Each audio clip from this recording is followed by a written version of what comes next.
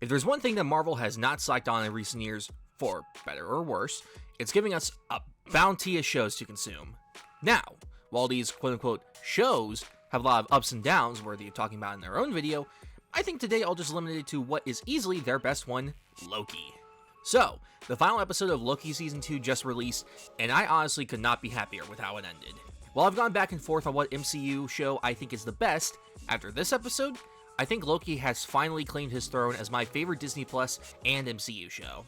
Even though this season has its faults, everything from the story, how it examines Loki's character, to the fantastic set design and cinematography, it all culminates in a finale that's more than earned and will satisfy even those that wish the MCU was dead. I think the reason I usually avoid talking about shows, aside from laziness and lack of time, is that they're hard to review since a show is structured differently from a film. With a film, you only have one narrative to consider, whereas with a show, you not only have the narrative of the episode, but the overall narrative of the entire show. But I think since most of the MCU shows are quote-unquote mini-series, which is a topic all of its own, it does make it a bit easier to digest and discuss. And even though this technically isn't a mini-series anymore, I still consider it as one, but we're not going to get into that today. I think we can all agree that the MCU shows haven't all been major winners. While I love a lot of them, they all have their faults, and after the major misstep that was Secret Invasion, it's safe to say there was a lot riding on Loki Season 2. With the major cliffhanger of Season 1 and the threat of Kang, we all waited with anticipation and worry to see if the season would succeed, and I say it more than did. Now that the mystery of the first season is gone, this season was allowed to really sink its teeth into how it plays with time, establishing the threat of Kang and the collapse of the multiverse a lot clearer, and really explore Loki as a character and give him one of the best arcs, I would say, in all of comic book media. Loki's gone from that fun and quirky villain that you sympathize with to a legitimate heroic character that you never would have seen coming. When the show first got announced, I thought it was pointless since Loki already had a full arc, but I think what they accomplished with this season made him a much fuller character than the previous films had. Tom Hiddleston has always been great in this role, but you can really see him shine this season with the material he's given. The rest of the cast is also great. Owen Wilson has been such a fun addition to the MCU, and I hope we get to see him return someday. Ki Hae Kwan is an absolute delight, and I could see him interact with anyone for an hour, and I would call it a great episode. He's just that charming and likable. The rest of the supporting cast is good, but they really don't have much to do at all.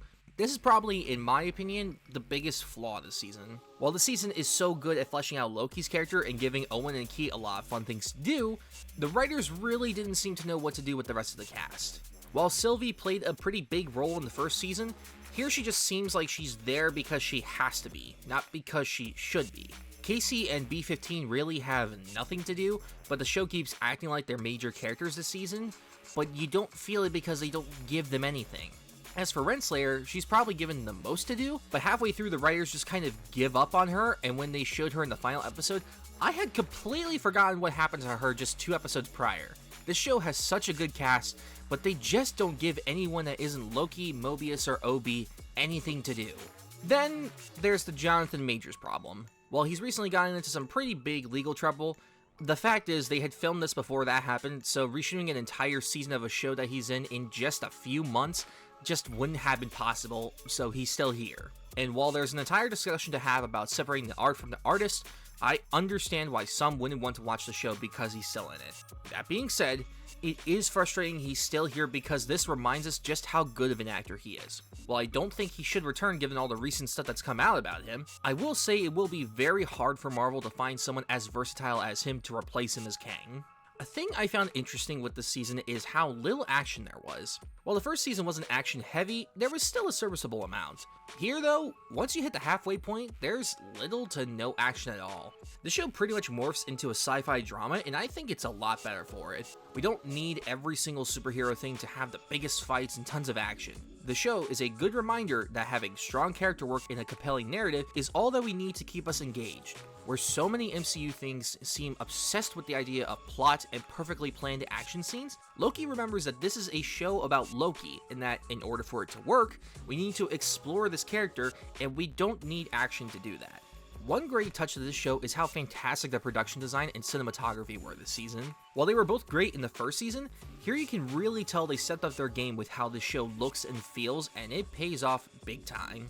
The sets are large and lavish, really allowing you to take in the scope and feel like you're there with the characters, whereas most MCU stuff is just surrounded by blue screens. The cinematography is also far more lively this time around. Taking a much more handheld approach with a bigger emphasis on shallow focus, it's clear the directors wanted this to stand out from most MCU stuff, where the cinematography feels like they put the camera on a tripod and just called it a day. Here, because of the more handheld approach, you feel a lot closer into the action than you normally would, and using soft focus with actual purpose gives the cinematography far more meaning than it ever has in most MCU stuff. Hopefully, Feige allows directors and showrunners going forward to actually have, some style to their stuff going forward, because it's starting to get real bland over here in Marvel Land on Disney+. But another frustrating thing with this show is its length. Like most MCU shows, they've relegated it to just 6 episodes, and they need more at this point. While there's some that can work within this constraint, Loki is one that just barely does. It can tell the full story it needs to, but because of the episode limit, it leaves very little room to explore more about the TVA, the multiverse, Kang, or allow any kind of meaningful exploration for most of its characters. Had the season been allowed to have more episodes, I think it could have been a lot more fulfilling getting to explore more about this world and the characters that inhabit it.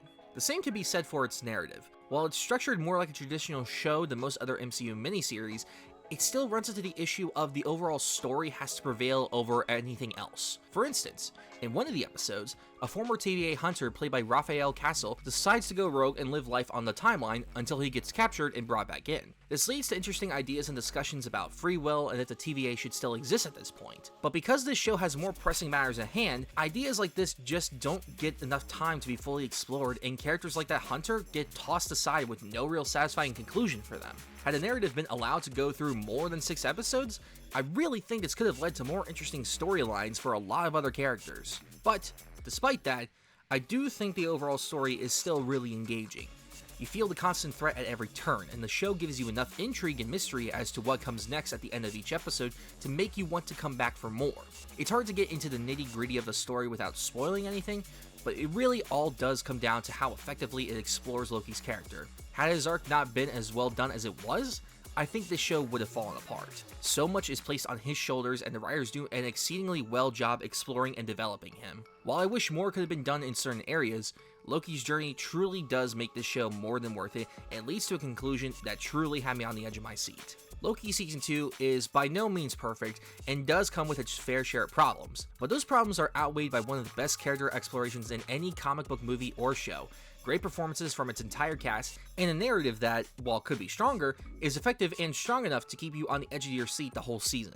While there's a lot of debate as to if Marvel should stop making shows, if the rest are anything like Loki, I'd say keep them coming. And for that, I'm going to give Loki Season 2 an 8 out of 10.